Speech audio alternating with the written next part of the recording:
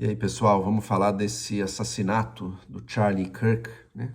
Não preciso nem dizer que é um ato absolutamente condenável, terrível, monstruoso. Espero que a pessoa responsável, Tyler Robinson, pegue uma pena muito dura, né? Quem sabe até mesmo a pena capital, e que esse tipo de violência é sempre errado numa democracia. Isso é violência política. O caminho para enfrentar a palavra é a palavra, né? Ou, em alguns casos, a lei, que seja a lei, mas a lei do processo legal, jamais esse tipo de violência, né?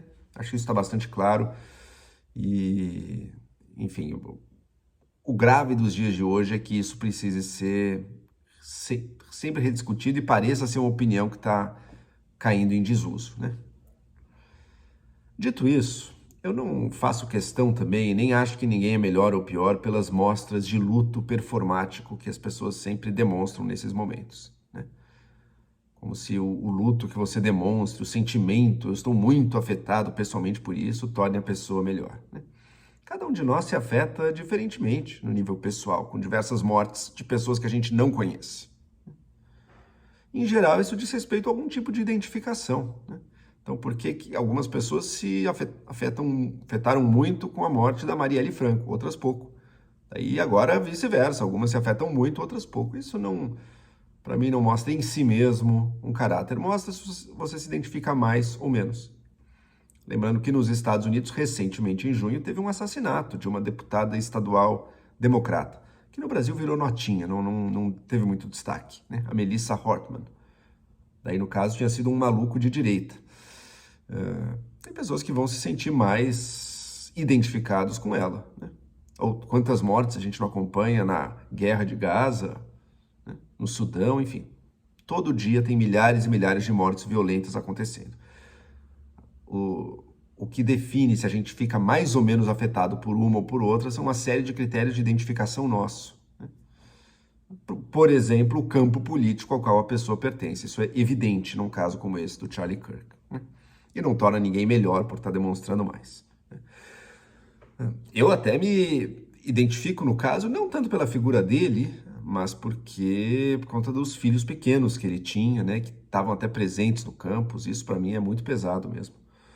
Mas, enfim, não entendo que cada um se expresse e sinta de forma diferente, não é isso que defina a reação apropriada ou não de cada um. O que eu acho que dá para dizer aí sim, no campo dessas reações, né, que para mim o que importa mais são as reações aqui, tá? Porque a morte em si para mim parece obviamente um crime hediondo, sem menor possibilidade. As reações mudam muito, né? E tem algumas reações que me parecem muito ruins, muito condenáveis e que mostram um caminho ruim, perigoso da nossa cultura. Um lado, as reações de deboche aberto, tá?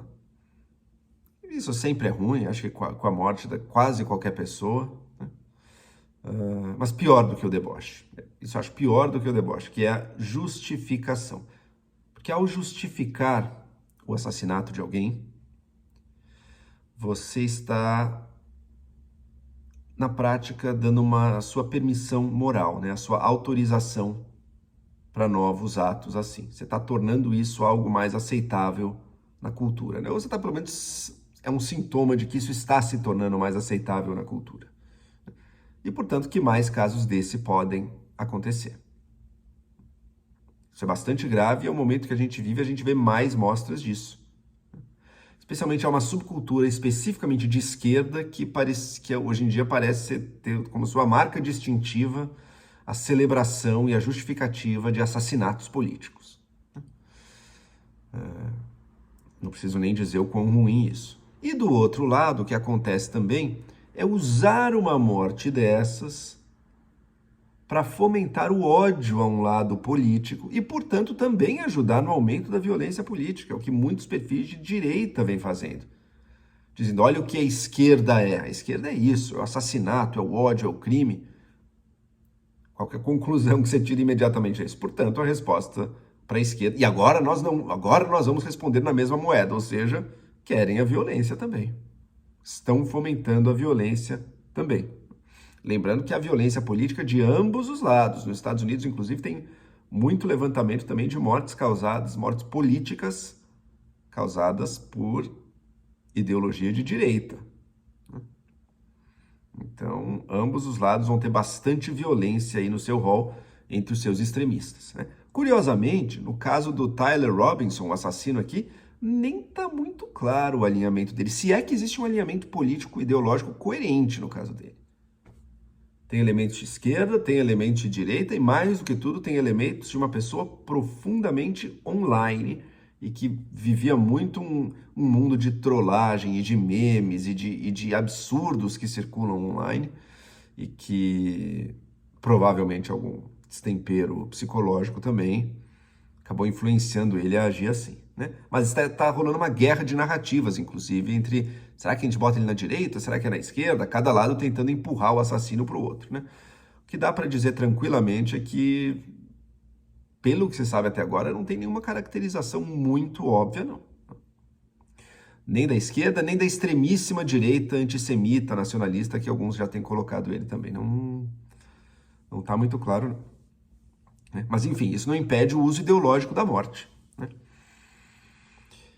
E veja, essas reações, é claro que elas são muito ruins, mas eu também eu evito demonizar as pessoas que demonstraram essas reações, seja de um lado, seja para o outro, porque elas também são mais sintomas da polarização política do que de qualquer profundíssima falha de caráter, sabe?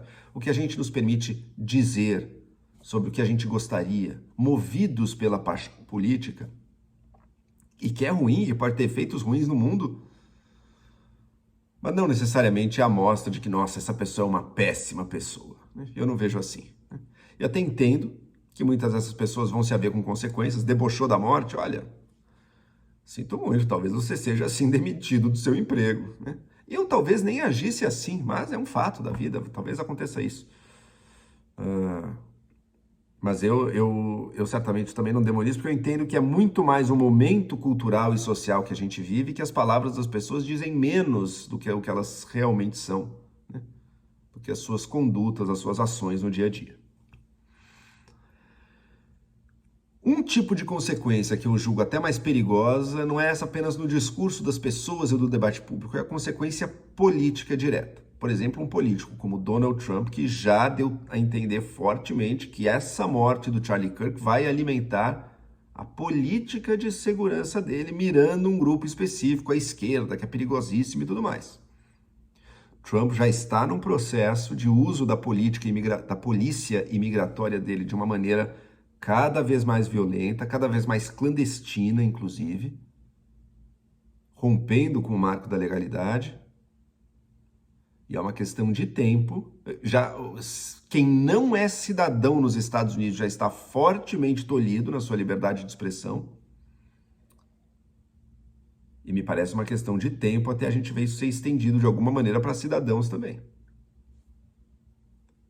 E não vai me surpreender nada se Trump usar isso para fazer luta política contra a esquerda, como aliás ele já vem fazendo contra cidades e estados de esquerda, mandando tropas nacionais, mandando essa polícia imigratória de maneira muito intrusiva.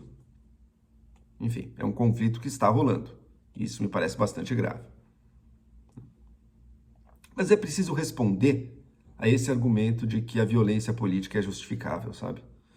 De que vem daí não agora do lado do Trump, porque dado que a violência foi contra o lado dele, mas esse discurso que vem hoje em dia da esquerda quando acontece uma morte dessas, dos progressistas principalmente, que, olha, o discurso também é uma forma de violência, portanto, ou é pior que a violência até, e portanto o uso da violência contra ele é legítimo.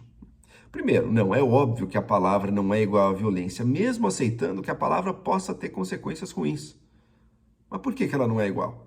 Porque, primeiro, se as palavras de alguém como Charlie Kirk, e parênteses, eu já vi várias opiniões dele, tem várias aí absolutamente detestáveis que eu repudio completamente. Nem se trata disso. Talvez algumas delas no Brasil estivessem no nível do crime a ser tratado pela força da lei, né?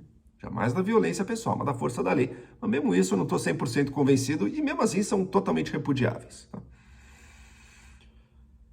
Agora, a palavra não é igual ao uso da violência. A palavra influencia as pessoas de uma maneira indireta. O que eu quero dizer com isso? Quero dizer que se alguém for influenciado pelas palavras de um formador de opinião e for cometer um ato de violência, isso passou por um processamento e por uma interpretação dessa pessoa e uma decisão dessa pessoa. E essa sim, ao querer cometer seu ato de violência, aí sim pode ser respondida com a violência que os defensores da violência tanto pregam. Aí sim. Porque partiu de uma escolha dele a violência. A violência desse indivíduo não é causada pelas opiniões que ele tirou essa conclusão dela. Segundo, mesmo quando a opinião pode machucar alguém diretamente, por exemplo, opiniões que um grupo de pessoas deva morrer, o grau de dano que essa opinião causa depende completamente de como aquelas pessoas recebem esse discurso. Do quão resilientes ou não elas estão a ouvir opiniões contrárias ao que elas acreditam, e às vezes contrárias a elas. Por exemplo, a opinião todo esquerdista é um criminoso, ou todo direitista é um criminoso. E merece ser combatido na base da violência. Isso aí vai te machucar mais ou menos, te afetar mais ou menos de acordo com a sua interpretação e com a sua, digamos, resiliência interna. Diferente de uma bala na sua cabeça ou uma pedrada, um osso quebrado no seu corpo, em que o impacto é direto e, no caso da morte, te tira definitivamente de qualquer possibilidade de participação no debate, de uma forma que a palavra alheia não te tira. Por isso, o discurso, por pior que seja, em alguns casos, seja no Brasil ou seja até nos Estados Unidos, em casos mais extremos, sim, o discurso é ruim o bastante para que a lei possa ser utilizada contra ele. Mas ele nunca é tão grave quanto o uso direto da violência. E se um argumento mais ético não puder convencer as pessoas que defendem isso, eu acho que a gente tem que olhar também para um lado mais estratégico, que até talvez seja o mais importante do que está em jogo hoje em dia. Uma pessoa como Charlie Kirk, o ódio que ele causa não é só pelas opiniões que ele defende, é pelo fato de que ele era muito eficaz na defesa dessas opiniões, pelo fato de que ele persuadia muitas pessoas com essa estratégia dele de debates nas faculdades. Ah, Joel, mas o debate não é bem um debate, né? Uma coisa é mais para mostrar, o cara vem preparado com várias artimanhas. Totalmente verdade. Esses debates midiáticos nunca são úteis enquanto debate, sabe? Enquanto discussão que busca a verdade. Não. Eles são peças de comunicação, assim como esses debates online que a gente vê hoje em dia também são. O Charlie Kirk era um comunicador político muito eficaz e que tinha um sucesso enorme entre jovens e entre universitários. E essa é a pergunta que os defensores da violência se negam a ouvir, porque eles dizem, não, ele estava fazendo isso. Ele não estava fazendo isso. Os jovens que se convencem por ele, eles têm uma mente própria. A mente deles estava fazendo isso. E daí fica a pergunta, como ele estava sendo tão eficaz? Por que ele estava conseguindo persuadir tanta gente? O que ele estava fazendo de certo do ponto de vista da comunicação? E é isso que essas pessoas que defendem a violência não querem olhar. E ao não quererem olhar, elas cavam a própria cova, porque você acha que a violência vai reverter esse processo? Ele vai fortalecer, ele cria um mártir. Ele justifica o discurso no caso esquerda, antiprogressista, que diz esses caras são violentos e perigosos. Tá aí, eles falam tanto que eles não gostam de violência, olha lá, eles matam gente. São hipócritas. E não vai ter como calar, porque outros virão. Eu falei que às vezes a resposta para alguns tipos de uso da palavra pode até ser a lei, né? Mas mesmo nesses casos em que a lei faz algo contra, ela nem sempre é muito eficaz, viu? Olha na Inglaterra o que está acontecendo agora. Tem pessoas presas por tweets, considerados de ódio. Olha o que tem acontecido com a opinião de, entre aspas, ódio na Inglaterra. Tem crescido. É isso que está acontecendo. E a resposta da violência direta, ou mesmo do uso da força pela lei, não é capaz de reverter isso. As pessoas não vão parar de pensar e não vão parar de se comunicar.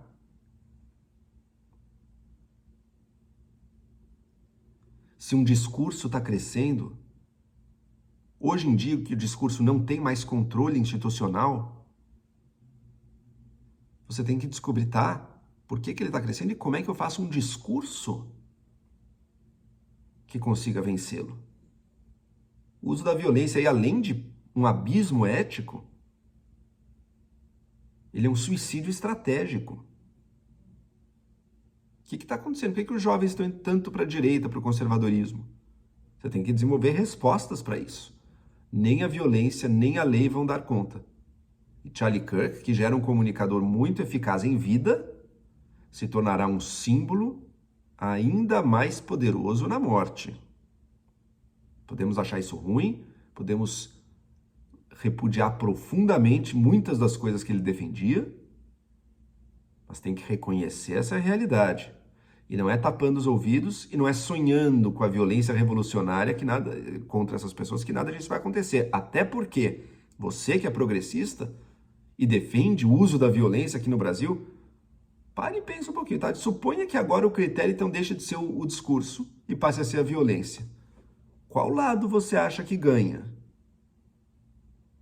Qual lado ficaria a imensa maioria das forças armadas, das forças policiais, das igrejas, do povão? Se a gente for pro tudo ou nada da violência, aqui no Brasil, você acha que são as visões e o lado progressista que levaria a melhor? Acorde enquanto é tempo. Pare de cavar sua própria cova.